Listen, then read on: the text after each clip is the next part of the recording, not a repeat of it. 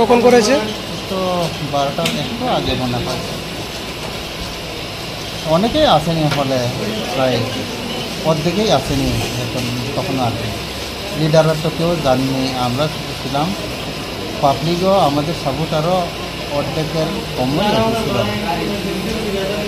তো আমরা 12টায় টাইম দিয়েছিলাম, তো প্রোগ্রাম শুরু ছিল 12:30টায়।